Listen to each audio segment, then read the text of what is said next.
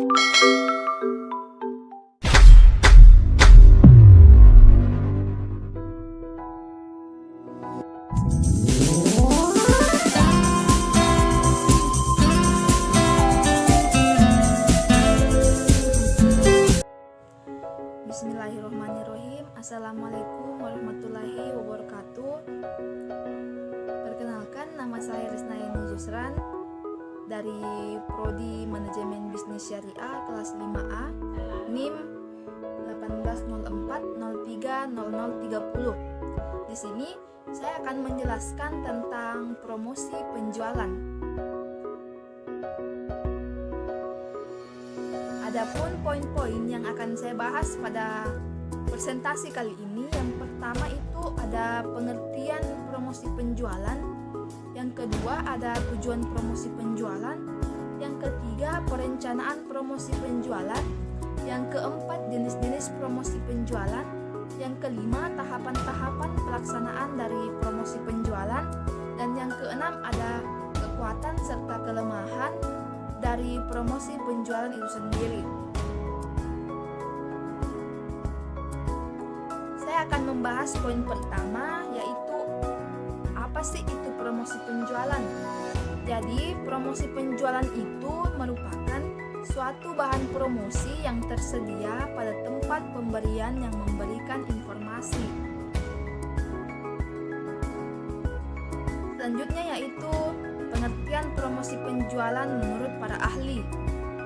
Ada dua pendapat yang mengemukakan tentang apa itu promosi penjualan. Yang pertama itu dari Jaslim Saladin yang mengemukakan pendapatnya tentang promosi penjualan. Ia menuliskan bahwa promosi penjualan terdiri dari atlas alat insentif yang beraneka ragam, kebanyakan untuk jangka pendek, dirancang untuk merangsang pembelian produk tertentu lebih cepat atau lebih kuat oleh konsumen atau pedagang. Selanjutnya yaitu pendapat Philip Kotler, di mana Philip Kotler ini juga mengemukakan pendapatnya tentang promosi penjualan. Ia menuliskan bahwa promosi penjualan itu merupakan kumpulan alat-alat insentif yang beraneka ragam yang sebagian besar berjangka pendek, dirancang untuk mendorong pembelian suatu produk atau jasa tertentu secara lebih cepat dan atau lebih besar oleh konsumen atau pedagang. Selanjutnya yaitu menurut Fandi Tjiptono, promosi penjualan dapat dilakukan oleh penjual dapat dikelompokkan berdasarkan tujuan yang ingin dicapai. Penggolongan tersebut antara lain sebagai berikut. Yang pertama ada customer promotion, di mana customer promotion ini merupakan promosi penjualan yang bertujuan untuk mendorong pelanggan untuk membeli. Yang kedua yaitu trade promotion, yang dimana trade promotion ini merupakan promosi penjualan yang bertujuan untuk mendorong pedagang grosir, pengecer, eksportir, dan importir untuk memperdagangkan barang atau jasa dari sponsor. Yang ketiga yaitu sales for promotion, yang dimana sales for promotion ini merupakan promosi penjualan yang bertujuan untuk memotivasi armada penjual. Yang terakhir ada business promotion, di mana business promotion ini merupakan promosi penjualan yang bertujuan untuk memperoleh pelanggan baru. Poin kedua yaitu tujuan dari promosi penjualan. Adapun tujuan dari promosi penjualan yang pertama yaitu meningkatkan penjualan, baik itu volume maupun frekuensinya. Yang kedua, mempercepat respon pasar yang ditargetkan, dan yang ketiga yaitu mendorong pembelian ulang, dan tujuan yang terakhir yaitu menciptakan kesetiaan merek. Poin ketiga yaitu perencanaan promosi penjualan. Ada 3 proses perencanaan promosi penjualan. Yang pertama itu komunikasi, dan yang kedua itu insentif, dan yang ketiga yaitu ajakan. Saya akan membahas tentang yang pertama, yaitu komunikasi. Komunikasi ini maksudnya promosi penjualan menarik perhatian dan biasanya memberikan informasi yang dapat mengarahkan konsumen kepada produk. Yang kedua yaitu insentif, di mana promosi penjualan menggabungkan sejumlah kebebasan, dorongan untuk kontribusi yang memberi nilai bagi konsumen. Yang ketiga yaitu ajakan, di mana ajakan ini berupa promosi penjualan merupakan ajakan untuk melakukan transaksi pembelian sekarang juga.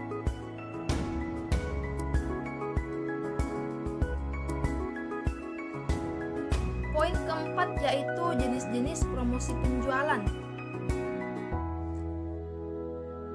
Jenis-jenis promosi penjualan yang pertama itu adalah sampel, di mana sampel ini merupakan tawaran gratis untuk sejumlah produk atau jasa. Sampel itu dikirim dari rumah, dikirim melalui pos, diambil di toko, disertakan produk lain, atau ditampilkan dalam suatu tawaran iklan. Jenis-jenis promosi penjualan yang kedua yaitu premi, di mana barang yang ditawarkan dengan biaya yang relatif rendah atau gratis sebagai insentif bila membeli produk tertentu. Yang ketiga yaitu paket harga, di mana paket harga ini yaitu menawarkan kepada konsumen penghematan dari harga biasa dengan mendapatkan suatu produk yang tertera label atau kemasan. Paket pengurangan harga yaitu paket tunggal yang dijual dengan mengurangkan harga seperti beli satu dapat dua pada ikatan, yaitu dua produk yang berhubungan digabungkan bersama. Selanjutnya yaitu tawaran pengembalian tunai atau biasa disebut dengan rabat, di mana tawaran pembelian tunai ini memberi pengurangan harga sebagai pembelian terjadi dan bukan pada saat di toko pengecer. Konsumen mengirim bukti pembelian tertentu kepada produsen manufaktur. Jenis promosi penjualan yang terakhir yaitu jaminan produk, di mana janji yang diberikan oleh penjual baik secara eksplisit maupun implisit bahwa produknya akan bekerja sesuai spesifikasi, atau jika produknya gagal, penjual akan memperbaiki atau mengembalikan uang pelanggan selama periode tertentu. Poin kelima yaitu tahapan-tahapan pelaksanaan promosi penjualan.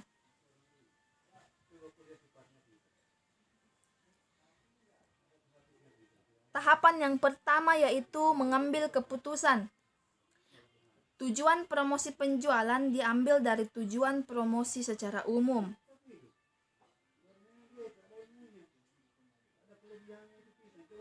Yang merupakan tujuan dari perusahaan yang dirancang untuk produk tertentu. Tahapan yang kedua yaitu memilih alat-alat. Setelah mengambil keputusan, menetapkan tujuan, kita akan memilih alat-alat. Para penyusun rencana promosi penjualan dalam memilih dan menyeleksi alat-alat promosi penjualan oleh konsumen memperhitungkan jenis pasar, tujuan promosi, kendala pesaing, dan efektivitas biaya untuk setiap alat yang akan digunakan. Tahapan yang ketiga yaitu mengembangkan produk, di mana kreativitas dan daya tarik suatu promosi penjualan untuk konsumen terletak pada bagian cara-cara tersebut diterapkan menjadi suatu tawaran dan bagaimana menyampaikannya. Tahapan yang keempat yaitu prauji program promosi penjualan, di mana program promosi penjualan direncanakan berdasarkan pengalaman. Prauji dilakukan untuk mengetahui apakah alat-alat yang dipakai itu tepat, apakah besarnya insentif sudah optimal, apakah metodenya efisien. Promosi penjualan untuk konsumen dapat dengan mudah diuji melalui tes pendahuluan, konsumen dapat diminta menyusun peringkat berbagai alat promosi penjualan atau uji coba data dapat dilakukan di daerah tertentu yang luasnya terbatas. Setelah melakukan 4 tahapan ini, tahapan yang terakhir yaitu pelaksanaan dan pengendalian produk, di mana rencana pelaksanaan memperhitungkan waktu persiapan dan waktu penjualan.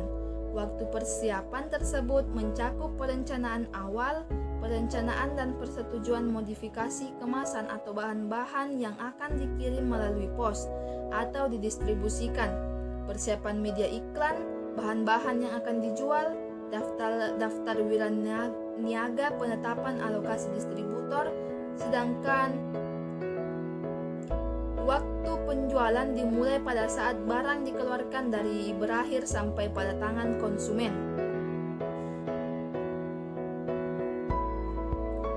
Poin terakhir yaitu ada kekuatan dan kelemahan dari promosi penjualan itu sendiri. Saya akan membahas yang pertama yaitu kekuatannya dulu. Kekuatan dari promosi penjualan sendiri itu mempunyai yang pertama mendorong dukungan pengecer, yang kedua mengurangi risiko konsumen, yang ketiga mendorong keterlibatan konsumen dalam produk, dan yang terakhir yaitu membantu dalam menciptakan loyalitas. Selain mempunyai kekuatan, pastinya promosi penjualan itu sendiri juga memiliki kelemahan. Kelemahannya yang pertama yaitu biaya tinggi bagi perusahaan. Yang kedua, penjualan menurun pada saat masa undian berakhir. Yang ketiga, yaitu memerlukan pemikiran yang kreatif dan analisis. Yang terakhir yaitu konsumen hanya membeli karena diskonnya, bukan produknya. Itulah pemaparan dari saya, lebih dan kurangnya mohon dimaafkan. Wabillahi taufiq wal hidayah. Wassalamualaikum warahmatullahi wabarakatuh.